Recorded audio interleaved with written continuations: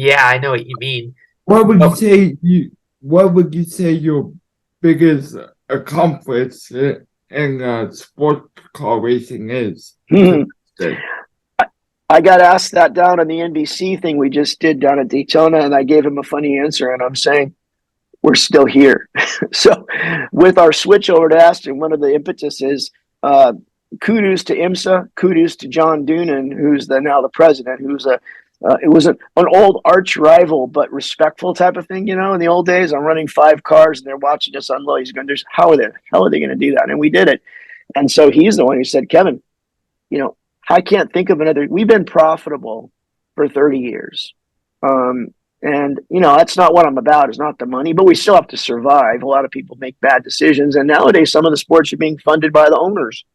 Some of the big guys in NASCAR are funding it, not through sponsorship, but through their other businesses, their other car dealerships, their other, trucking companies. So that's a tough one. But I think my best, I joke about that, is being here for 30 years. Behind that would be, the Daytona 2003 win, and the one that just shocked the world and me too was when we won at Le Mans in 2002. I mean, we went over there, we got accepted finally. I used to get the letter from the French, every year. Mr. Buckler, we regret to inform you, you have been denied. I'm like, ah. So this year, after the 2002 Daytona win, I opened up the little card, FIA card, and it says, congratulations. I screamed down the hallway. And my wife says, that's great, honey.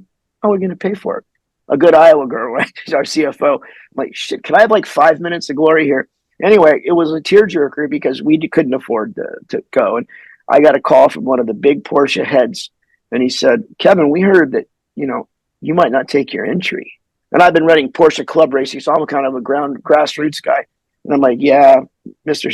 Smith, it's going to be, he goes, hey, I've never known anybody that's got into Le Mans. We here at the Central Porsche region want to know, how much do you want for that wing?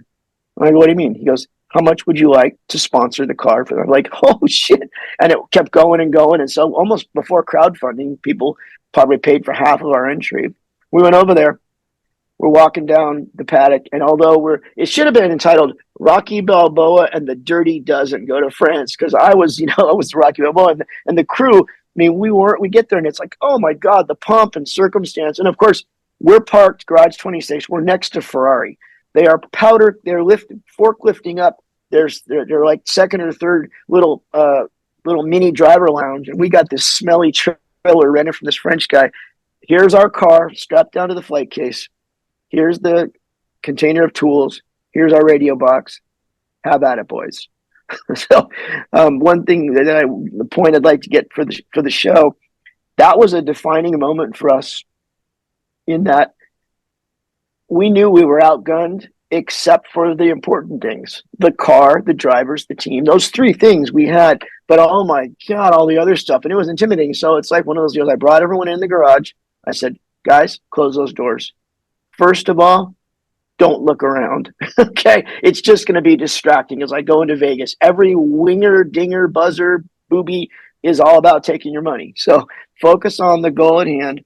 And I have a speech now that I give, whether it's a great big corporate group or a little group of kids in the science class. I call it the endurance racing mentality. And what I learned and how that was a defining moment, everybody goes to these big events and they look at the bling just too much. In our case, the drivers, I'd go into the driver's lounge and everybody be, oh my God, my car's only 172, yours is 176, what's wrong? And these lap times and this. And assuming everything is reasonably close and good, I would stop everyone and say, guys, put your phones down, eyes up, and listen to me for a second. That's not what's going to win you this race. That might lose you the race. But when you look at the statistics on big endurance races, you should focus on what can take you down. Really focus on what can hurt you, how you be taken out, and shore that up and make sure that's one of your first things in your mind. And in 24-hour endurance racing, it's kind of simple. It's unforced errors. So, the old joke about to finish first, you first must finish.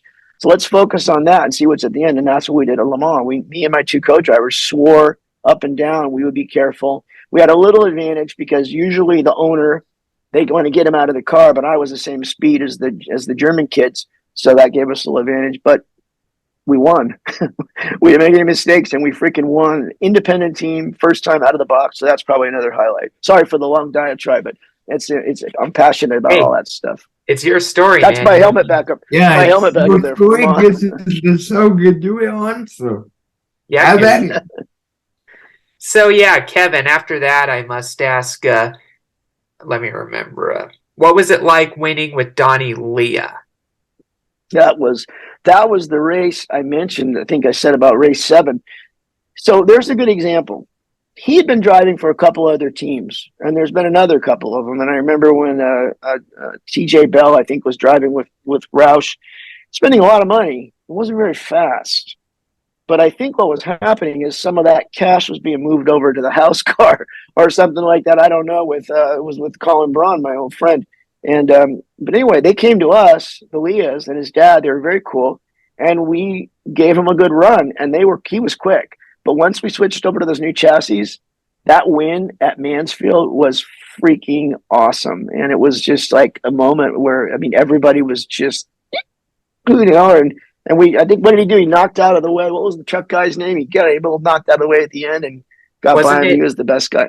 Wasn't it Todd Bodine or? Yes, David exactly. Yeah, Bodine. And he's cool, a friend of mine, but I haven't talked to him in a while, but that was good. It was a big win, and I was happy. So what's happened, in those years after I got out of the car, I realized that I don't ever look at the money. I mean, that Deborah takes care of stuff, but I look at the opportunity, the strategy, and my thing to the crew, even, and to my team when we go. So I said, guys, once that plane hits the ground, all you think about doing is an excellent freaking job. Just do the best you can and don't look back, and good things will happen. And that's been our mantra forever, and it's worked.